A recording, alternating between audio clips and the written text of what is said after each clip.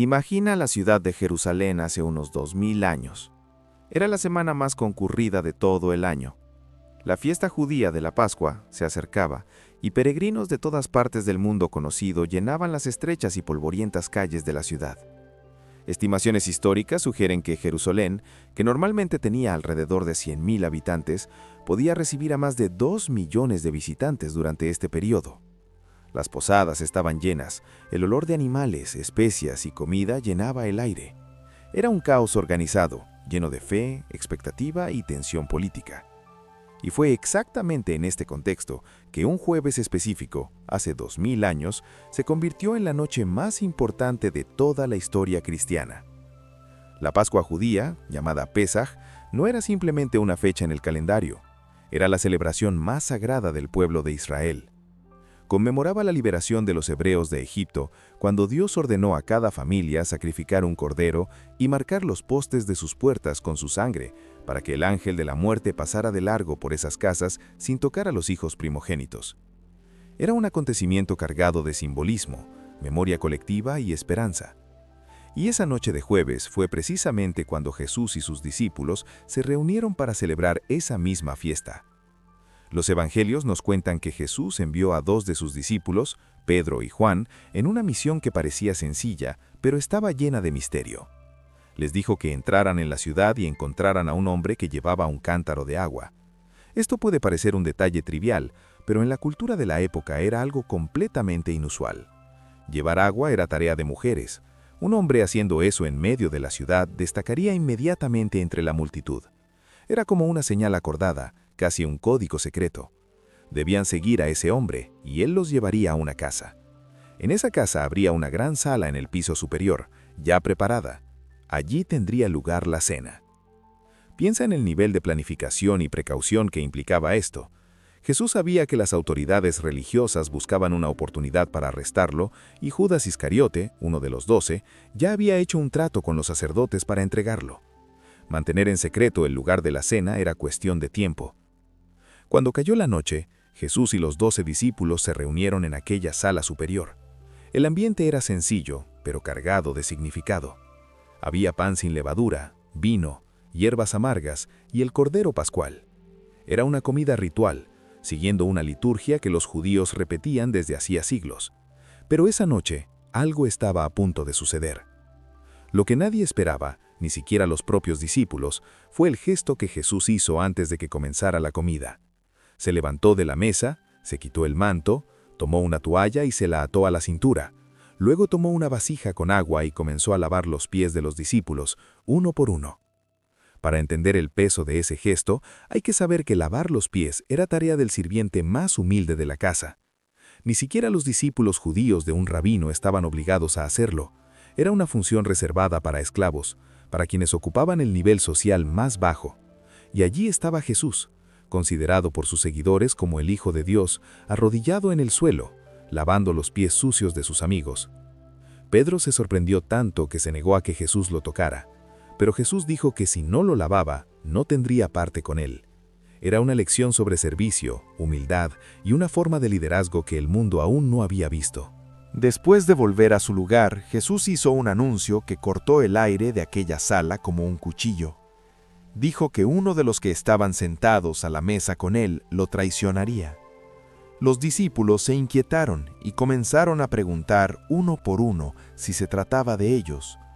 Judas también preguntó, fingiendo inocencia.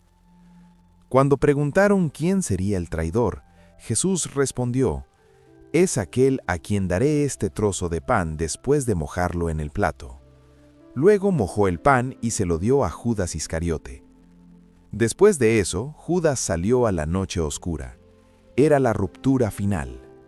Jesús tomó el pan, dio gracias, lo partió y lo entregó a los discípulos, diciendo que era su cuerpo. Luego tomó la copa de vino y dijo que era su sangre, la sangre de la nueva alianza, derramada para el perdón de los pecados. Ese momento llegó a conocerse como la institución de la Eucaristía, de la Última Cena, y hasta hoy se repite en iglesias de todo el mundo como memorial de aquella noche. Después de la cena, Jesús dijo algo que perturbó profundamente a los discípulos. declaró que todos lo abandonarían esa misma noche.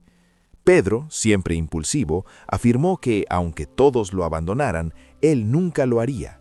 Y Jesús, mirándolo a los ojos, pronunció una de las frases más trágicas y precisas de toda la narrativa bíblica.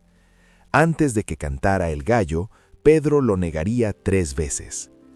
Pedro no lo creyó, pero las palabras de Jesús tenían una certeza que solo alguien que conoce profundamente el corazón humano podría tener. Luego el grupo salió de la sala superior y caminó por las calles de Jerusalén durante la noche. La ciudad seguía llena de actividad, con la celebración de la Pascua ocurriendo en múltiples casas al mismo tiempo. Bajaron al valle del Cedrón y llegaron a un lugar llamado Getsemaní, que en hebreo significa prensa de aceite. Era un jardín con antiguos olivos, un lugar donde Jesús solía ir a orar.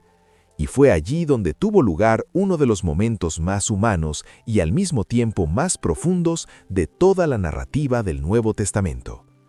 Jesús pidió a la mayoría de los discípulos que esperaran, mientras él avanzaba un poco más con Pedro, Santiago y Juan. Luego les pidió que se permanecieran allí, despiertos y en oración, mientras él se alejaba un poco más para orar solo. Lo que los evangelios registran a continuación es un momento de angustia humana que pocas personas se detienen a contemplar en toda su profundidad. Jesús cayó rostro en tierra y oró para que, si era posible, esa copa pasara de él, pero que no se hiciera su voluntad, sino la del Padre. Aquí tenemos a un ser que, según la fe cristiana, es plenamente divino y plenamente humano, cargando con el peso de lo que estaba por enfrentar. El texto de Lucas menciona que el sudor de Jesús se volvió como gotas de sangre que caían al suelo, un fenómeno médico real llamado hematidrosis que ocurre cuando una persona enfrenta un nivel extremo de angustia emocional y estrés. Estaba tan agotado y angustiado que un ángel apareció para fortalecerlo.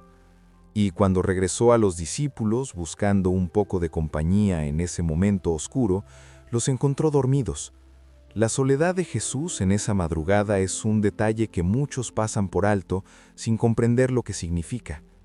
Y entonces, en el silencio de ese jardín, aparecieron antorchas en el horizonte. Judas llegó acompañado por una gran multitud, enviada por los principales sacerdotes y los ancianos del pueblo. Llevaban espadas y palos, y Judas había acordado una señal con ellos: aquel a quien besara sería Jesús. El beso, que en la cultura judía era un gesto de respeto y afecto entre discípulos y maestros, fue transformado por Judas en una herramienta de identificación para el arresto. Es uno de los gestos más perturbadores de la historia humana, la traición envuelta en ternura. Jesús, en lugar de huir, se acercó a la multitud y preguntó a quién buscaban. Dijeron que buscaban a Jesús de Nazaret, y él respondió simplemente: «Yo soy». El texto de Juan registra que cuando dijo esto, la multitud retrocedió y cayó al suelo. Un pequeño detalle, a menudo ignorado, pero que revela algo sobre la autoridad de ese momento. Pedro, intentando proteger a Jesús, sacó una espada y cortó la oreja de un siervo llamado Malco, y Jesús, incluso mientras era arrestado, tocó la oreja del hombre y la sanó. Fue el último milagro antes de la crucifixión y se hizo en favor de alguien que participaba en su arresto. Después de eso, los discípulos huyeron, y Jesús fue llevado, bajo arresto, para comenzar una serie de juicios que durarían toda la noche y hasta las primeras horas de la mañana. El Jueves Santo terminó en la oscuridad, con el jardín vacío, las antorchas alejándose y el silencio cayendo sobre los antiguos olivos. Pero lo que ese día representó para las personas que vivían en ese tiempo va más allá de lo que muchos imaginan. Para los judíos presentes en Jerusalén era la noche de celebrar la libertad. Para los discípulos, que aún no comprendían completamente lo que estaba ocurriendo, era una noche de confusión, miedo y desorientación. Para las autoridades religiosas, era la noche en que finalmente eliminarían el problema que perturbaba su poder. Y para Judas, Fue la noche en que tomó la decisión que lo destruiría. El Jueves Santo, por lo tanto, no fue un solo acontecimiento, fue una secuencia de capas, cada una más densa que la anterior. Una última cena llena de simbolismo, una lección de humildad que nadie pidió, una advertencia de traición, una institución que ha perdurado 2000 años, una oración de angustia en el jardín, un arresto silencioso en la oscuridad y el comienzo de algo que, según la fe cristiana, cambiaría para siempre la relación entre el cielo y la tierra. Cuando hoy las iglesias celebran el Jueves Santo, con sus rituales de lavado de pies, con la celebración de la Eucaristía y con las velas que se apagan una a una al final de la liturgia, intentan recrear algo que ocurrió en una noche específica, en una ciudad específica, en una cultura específica hace 2000 años, y aún a través de toda esa distancia en el tiempo, esos gestos siguen hablando, siguen tocando, siguen inquietando de la mejor manera posible, porque nos obligan a hacernos las mismas preguntas que los discípulos se hicieron aquella noche. ¿Qué estoy dispuesto a hacer? ¿Permaneceré despierto o dormiré? ¿Seguiré o huiré? La historia del Jueves Santo no terminó en ese jardín, continuó durante la noche, en los juicios, en el Viernes Santo y en el Domingo de Pascua, pero todo comenzó allí, en aquella sala superior, con el pan partiéndose y el vino compartiéndose entre amigos que no sabían exactamente lo que estaba por suceder. Y quizá eso es precisamente lo que lo hace tan poderoso hasta el día de hoy, porque todos nosotros, en algún momento de la vida, nos hemos sentado a una mesa sin comprender plenamente lo que venía. Todos hemos tenido nuestro propio Getsemaní, nuestro propio momento de pedir que la copa pase. Y todos necesitamos, de alguna manera, encontrar la fuerza para seguir adelante a pesar de todo. Si este video te ha tocado de alguna manera, compártelo con alguien que necesite escucharlo. Y si aún no te has suscrito al canal, ahora es el momento. Seguiremos trayendo historias como esta, historias que conectan el pasado con lo que sientes hoy, porque la fe crece cuando se comprende. Nos vemos en el próximo video.